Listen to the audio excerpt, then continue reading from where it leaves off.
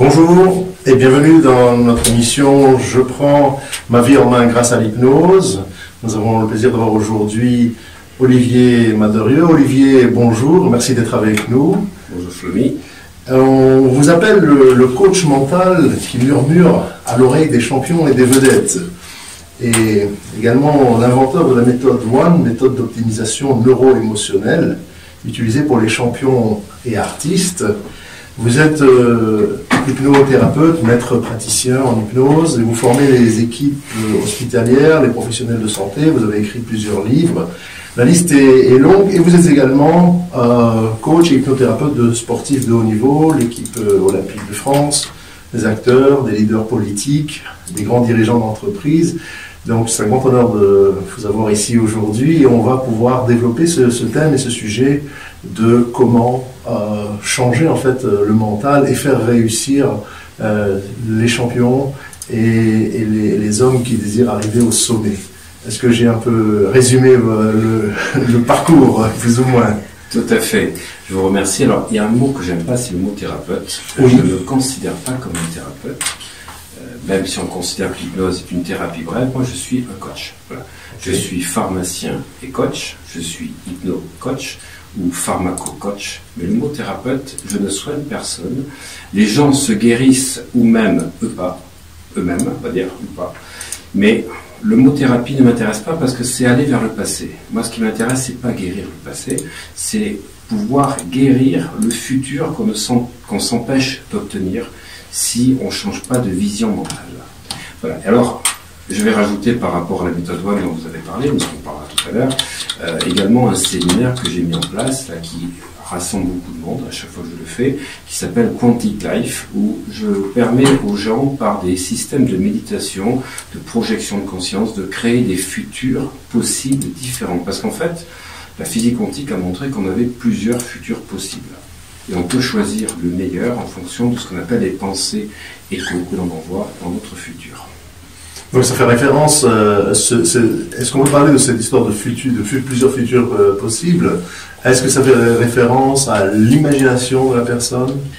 Alors je reprends ce qui existe dans certaines traditions. J'ai la chance d'avoir un maître hindou avec lequel je travaille qui fait plus que me superviser. Et si on prend le livre La vie des maîtres qui a été créé il y a plus de 100 ans, donc quand on en avait fin des années 1890, une équipe de scientifiques américains qui est allé au Tibet, qui a suivi donc des moines tibétains et des hindous pour voir comment ils faisaient des choses assez spectaculaires. On parle à cette époque-là, alors que la physique quantique n'existe pas, puisqu'elle n'existe qu'en 1905, du fait que le présent est la rencontre de deux ondes, le passé et le futur.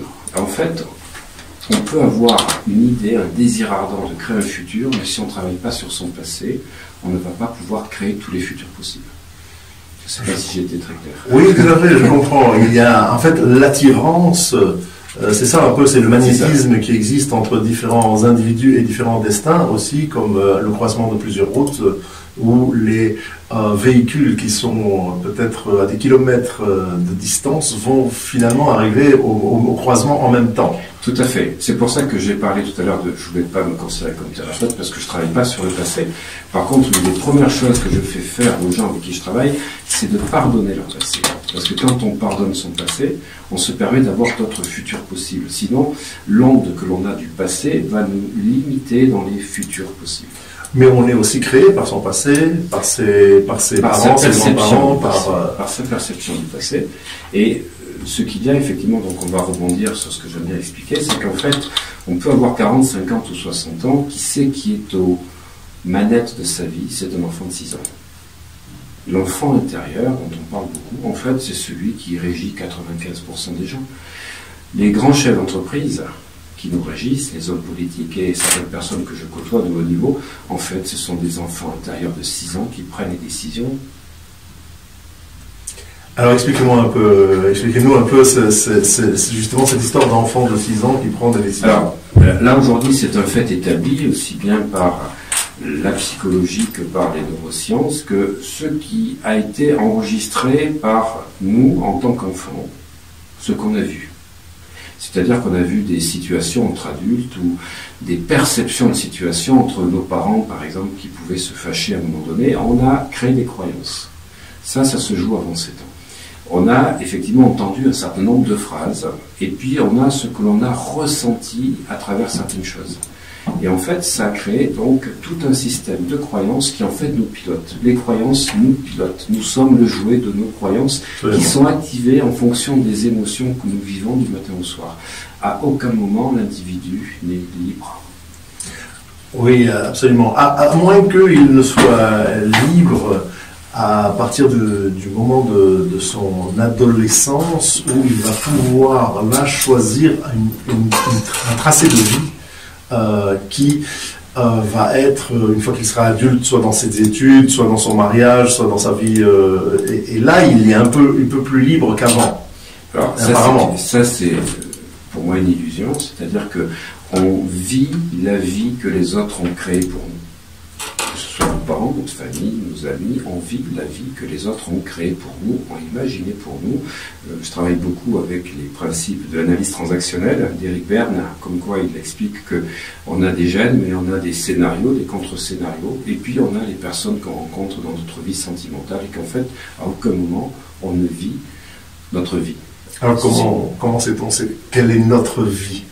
C'est justement la dualité que l'on rencontre quand on arrive à une quarantaine d'années, où on a un gros travail sur soi, qu'on commence à entreprendre pour se libérer de cette dualité entre nos aspirations profondes qui viennent de notre subconscient et ce que l'on va en fait vivre en permanence dans nos différentes mémoires. Voilà, parce qu'on est en fait la création de mémoires familiales, héréditaires, ou de mémoires qu'on a eues entre 3 et 7 ans qui nous ont conditionnés. Mais est-ce que ce conditionnement est négatif? Alors, je n'ai pas parlé de négativité, je dis simplement qu'on n'est pas conscient. On est des robots et c'est ce que j'aime dire, c'est que la plupart de nos actes sont en fait en dernière minute motivés par la satisfaction biologique de nos besoins à partir du monde extérieur. Alors je vais aller un petit peu plus loin, parce que j'aime bien parler de conscience. On va parler d'inconscient dans l'hypnose et de subconscient, mais j'aime bien parler de conscience. C'est-à-dire qu'en fait, on a 2 fonctions dans notre cerveau, puisque bon, je suis pharmacien et je suis expert, on va dire, en neurochimie. Je ne vais pas parler de neurosciences, parce que neurosciences, aujourd'hui, c'est le mot générique fourre-tout. Donc, je suis pharmacien depuis plus de 30 ans, et la neurochimie, c'est-à-dire le fonctionnement de toutes les substances, qu'elles soient plantes médicinales, qu'elles soient phytothérapie ou médicaments, me passionne. Et à partir... J'en parlerai tout à l'heure, quand je reçois des champions sportifs, je travaille toujours avec le fonctionnement des neurotransmetteurs. Comment je vais pouvoir augmenter leur performance à la fois au niveau hormonal, au niveau neurotransmetteur. Et ce qui me passionne, c'est de voir qu'en fait, quand on va regarder comment fonctionne le cerveau, on a la conscience noyau, qui fait l'aller-retour en permanence entre ce que l'on voit dans l'extérieur. Voilà, donc en PNL, on parlerait du VACOG, visuel, auditif, kinesthésique, olfactif et gustatif. Donc pour les auditeurs, c'est ce qu'on appelle les 5 sens. Mais c'est un peu plus compliqué que ça. Parce qu'en fait, ça travaille avec des neurotransmetteurs, qui sont l'aspartate, le glutamate et le GABA. C'est-à-dire que nos 5 sens, en permanence, sont régulés par 3 neurotransmetteurs, et la conscience va établir le lien de ce que l'on voit avec ce que l'on ressent en nous, c'est-à-dire nos émotions. Et nos émotions, c'est la fonction état. Donc il y a ce qu'on voit extérieur et ce que l'on ressent. Et en permanence, la conscience fait l'aller-retour entre ce que l'on perçoit, ce que l'on voit, ce que l'on entend, et dans quel état on est, qui est conditionné par 4 neurotransmetteurs. En fait, on comprend, quand on comprend ça, qu'on est non pas des êtres psychologiques, mais des êtres biochimiques. On crée soi-même ses propres réactions hormonales, chimiques dans le... On ne crée rien. C'est-à-dire que c'est la conscience qui associe les deux. Je vais prendre un exemple. On va parler, pour être plus simple, de neuropeptides. Okay. Les neurotransmetteurs, c'est des neuropeptides, c'est-à-dire ce sont des petites séquences de petites protéines, en fait, d'acides aminés. Et quand vous avez par exemple du stress, vous allez créer de l'adrénaline. Quand vous avez de la colère, vous allez créer du cortisol. Ceci, si ça reste quelques secondes, ça crée une émotion.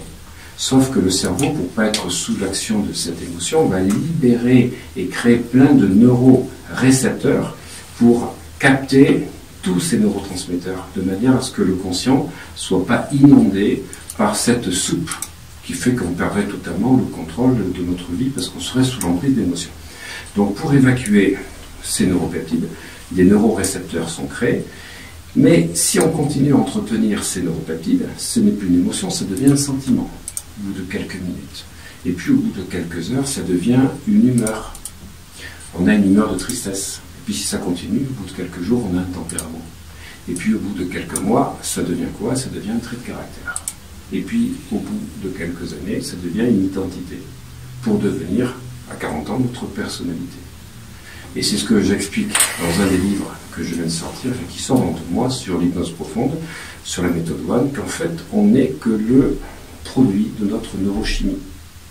Et c'est ça qu'on découvre à 40 ans, c'est que tous nos comportements sont basés par des traumatismes, des choses dans lesquelles on a vécu des choses très fortes qui ont créé une neurochimie qui, en fait, prend notre pouvoir.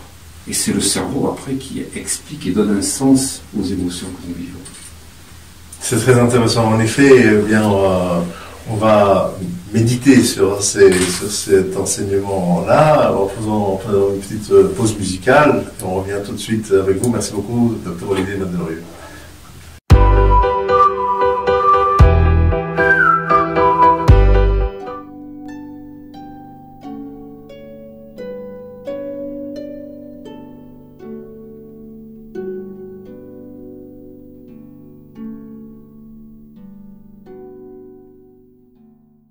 Bien, merci d'avoir regardé cette vidéo jusqu'au bout. Vous savez que nos statistiques sont excellentes. Nous faisons partie des 3 premières chaînes de développement personnel dans la francophonie.